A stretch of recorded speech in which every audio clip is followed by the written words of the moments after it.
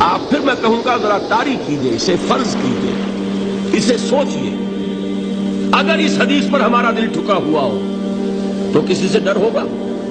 یہ مجھے نقصان نہ پہنچا دے، یہ میری رپورٹ خراب نہ کر دے، یہ میری انکریمنٹ نہ رکوا دے، یہ میرا یہ نہ بگاڑ دے، یہ میرا یہ نقصان نہ پہنچا دے۔ اس کا ڈر، اس کا ڈر، اس کا خوف، اس کی خوشامد، اس کے لیے جا کر طرح طرح سے اپنی عزت نفس کو ذلیل کروانا اس کے سامنے، یہ سب کچھ کیوں کرتا ہے انسان؟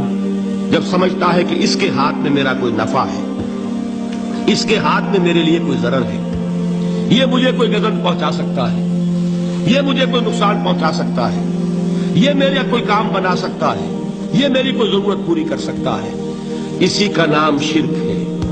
جہاں آپ نے یہ سمجھا کہ غیر اللہ کے اندر کوئی طاقت موجود ہے، وہی شرک ہے۔ بتوں سے تجھ کو امیدیں، خدا سے نومیدی، مجھے بتا تو صحیح اور کافری کیا ہے؟ شرک تو یہ ہے جس پر بھی تمہیں یہ خیال ہے، کلمہ ہے یہ کلمہ سوم، لا حول ولا قوت الا باللہ، ذرا اس پر دل کو کبھی اگر آپ تصور کریں، پھر فرض کریں، دل ٹھک جائے اس پر، کوئی طاقت نہیں۔ یہی بات تھی جو شیخ عبد القادر جیلانی رحمۃ اللہ علیہ نے اپنی وصیت میں اپنے بچے سے کہی۔ 11ویں دینے والے ہیں، لیکن حضرت شیخ عبد القادر جیلانی کی وصیت اور تعلیمات کو کتنے لوگ ہیں جو جانتے ہو؟ یہ جن مقامات تک پہنچے ہیں وہ کس چیز کی بدولت پہنچے ہیں؟ انہوں نے جو پیغام دیا وہ کیا تھا؟ اے میرے بچے، جس طریقے سے قرآن مجید میں حضرت لقمان کی نصیحتیں جو ہے نقل کر دی گئی ہیں، میں یہ عرض کروں گا بالفرض اگر قرآن حضرت عبد القادر جیلانی کے بعد نازل ہوا ہوتا تو شیخ عبد القادر کی یہ نصیحتیں بھی قرآن میں درج ہوتی۔ اتنی اونچی نصیحتیں ہیں۔ اے میرے بچے، اس حقیقت کو ذہن نشین کر لے، لا فاعل فی الحقیقت ولا مؤثر الا اللہ۔ اس کائنات میں نہ کوئی فاعل حقیقی ہے نہ مؤثر حقیقی ہے سوائے اللہ۔ کسی شے میں کوئی تاثیر نہیں اگر اللہ نہ چاہے۔ آگ جلا نہیں سکتی اگر اللہ نہ چاہے، پانی ڈبو نہیں سکتا اگر اللہ نہ چاہے، زہر ہلاک نہیں کر سکتا اگر اللہ نہ چاہے، کوئی چیز فائدہ نہیں پہنچا سکتی اگر اللہ نہ چاہے۔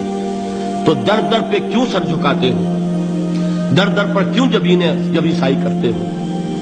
سب کے سامنے کیوں ہاتھ پھیلاتے ہو؟ ایک اللہ سے مانگو، ایک اللہ کے سامنے زمین پر اپنی جبین رکھو۔ لا فاعل فی الحقیقت ولا مؤثر الا اللہ۔ نظر آتا ہے ہمیں کہ پانی پیاس بجھا دیتا ہے، پیاس بجھانے کی صلاحیت پانی میں نہیں ہے، اللہ کے اذن سے۔ کھانا بھوک مٹا دیتا ہے، بھوک مٹانے کی صلاحیت کھانے میں نہیں ہے، اذن رب میں۔ دیکھیے یہی یقین تھا حضرت موسیٰ علیہ السلام کا واقعہ یاد کیجئے۔ سامنے سمندر آ گیا ہے، قوم دیکھتی ہے پیچھے کہ گرد و غبار کا طوفان ہے۔ معلوم ہوا کہ فرعون اپنے لشکر سمیت آ گیا ہے۔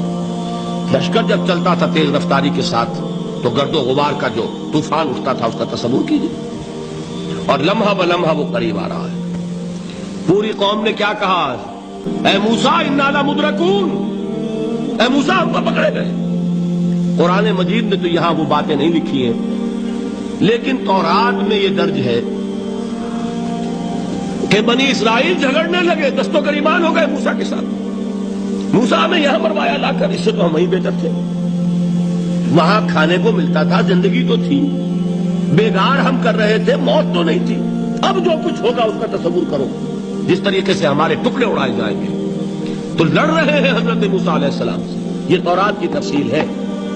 قرآن میں صرف اتنا آیا ہے، پریشان ہو کر انہوں نے کہا انا لمدرکون، موسیٰ ہم تو پکڑے گئے۔ اس وقت موسیٰ کا جواب کیا ہے؟ کلا ان معی ربی سیہدین، نہیں، میرے ساتھ میرا رب ہے، وہ راستہ دے گا۔ بتائیے کہاں راستہ نظر آ رہا ہے؟ یہ ہے ایمان بالغیب۔ راستہ نظر نہ آئے تب اللہ پر یقین ایمان ہے۔ جیب میں پیسے ہوں اور تب دل کو اطمینان ہے تو ایمان کس پر ہوا؟ پیسے پر، اللہ پر نہیں۔ جب وسائل و ذرائع نہ ہو اور پھر یقین ہو کہ اللہ مسبب الاسباب ہے، وہ اسباب کا پابند نہیں ہے، وہ اسباب کا محتاج نہیں ہے، اسباب اس کے محتاج ہیں. اگر یہ یقین ہے تو اللہ پر ایمان ہے، یہ نہیں ہے تو تمہارا ایمان اسباب پر ہے، وسائل پر ہے، ذرائع پر ہے، مادیات پر ہے، اللہ پر نہیں. اس وقت کہاں راستہ تھا؟ وہ راستہ تھا سمندر ہے اور ادھر سے لشکر آ گیا ہے. کلا ان معی ربی سیہدین. اب دیکھیے ایمان کہہ دینا آسان ہے، ہوا معکم اینما کنتم، جہاں کہیں بھی تم ہوتے ہو اللہ تمہارے ساتھ ہوتا ہے. لیکن اس کا یقین قائم ہو جائے تو زمین و آسمان کا فرق واقع ہو